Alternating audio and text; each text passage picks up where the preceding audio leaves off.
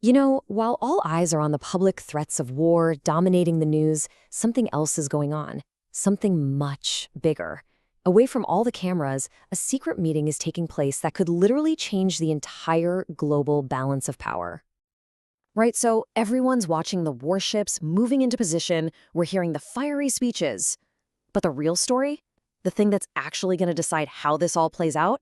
That's happening behind closed doors. And this is where it gets really serious. Top security officials from Russia and Iran just wrapped up a super high-stakes meeting. The Kremlin even confirmed it happened. Believe me, this was not your standard diplomatic sit-down. This was a war council. And then, just 24 hours later, this number drops. $25 billion. That's the price tag on a massive new pact signed between Moscow and Tehran. And a number that big tells you one thing. This alliance is done with talking. It's time for action. So you have to ask, why now? What is going on?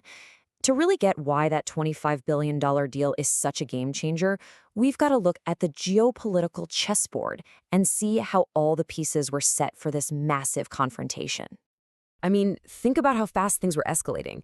You had the United States, backed by big European players like France and Germany, all lining up against Iran. So facing that kind of pressure with a real threat of military action, well, Iran needed a protector. They needed a powerful friend to even the odds. And that's exactly when Russia stepped onto the board, creating a direct counter to that whole Western bloc. Now, here's what's so fascinating. The foundation of this new partnership isn't just some political handshake.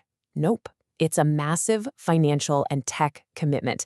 And it's all centered around one of the most sensitive technologies on the entire planet. So, on paper, the deal is pretty straightforward. Russia is going to build new atomic reactors for Iran. The official reason? Power generation. But we're talking about a huge investment here. It means Russia is deeply embedding its technology and its people into Iran's most critical infrastructure. But come on, that raises a pretty obvious question, right? With warships literally on the move and threats flying around, does it really make sense to sign a multi-billion-dollar deal for power plants? Or is the timing telling us something else? Is the real purpose of this nuclear pact way more strategic and maybe way more military? And yeah, that strategic purpose gets a whole lot clearer when you look past the nuclear deal and see the actual military hardware that's flowing into Iran. This is where the alliance really starts to show its teeth. Look, Russia isn't just sending their political support. They are actively upgrading Iran's ability to fight a war. They're running joint naval drills right in the Strait of Hormuz, one of the most critical shipping lanes in the world. And even more directly, they're transferring cutting-edge military hardware right into Iranian hands. For example, let's talk about the Night Hunter attack helicopter. A whole fleet, over 50 of them, are on their way to Iran. Now, the US gives its allies the famous Apache helicopter, but Russia is arming Iran with a machine that some experts claim has better night vision and sensor tech. That could give Iran a serious edge in any nighttime combat. So all this deep military and tech integration, it leads to the ultimate problem: a tripwire. It dramatically raises the stakes of any potential attack and basically creates a kind of superpower human shield right on Iranian soil. And this is the crucial point. Iran is not standing alone anymore. You've got Russian scientists on the ground working on those reactors. You have advanced Russian military tech being run under joint command. So an attack on Iran is no longer just an attack on Iran. And that poses the ultimate strategic dilemma. An airstrike on a facility could end up killing Russian scientists. A naval blockade could mean engaging with Russian ships. Attacking Iran could now accidentally trigger a hot war with a nuclear superpower. Is that a risk the United States is really willing to take? But hang on a second. What if this isn't about defense at all? What if we're looking at this whole thing completely backward? What if the nuclear deal, the helicopters, the personnel, what if it's all part of a much more calculated offensive strategy? What if it's a trap? To even begin to understand this theory, you have to look back at history. You have to remember how the Soviet Union, a global superpower, was basically brought to its knees.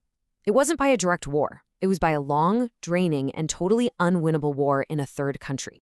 The theory is that Russia learned a hard lesson from its own history, and now they believe Iran can be deliberately set up to become for America what Afghanistan was for the Soviet Union, a quagmire, a meat grinder designed to bleed a superpower totally dry. I mean, the parallel is just chilling when you lay it out like this. In the 80s, the USSR gets sucked into Afghanistan. That war destroys its economy, shatters its military, and helps lead to its total collapse. The theory here is that we're watching the setup for a sequel, with the United States being baited into a war in Iran that it just can't win. So the alleged endgame here isn't just about winning a regional conflict. No, it's way bigger than that. The goal would be to trap America in a war so expensive and so demoralizing that it triggers a massive economic collapse, breaks the back of its military, and causes so much political division at home that the United States itself starts to fracture. And that leaves us with this final, truly provocative thought. It's a whole theory that starts with a secret meeting in Moscow and a $25 billion deal. Is Iran being turned into the bait for a trap, one designed not just to challenge America, but to bring about its downfall? The answer to that question could very well define the rest of this century.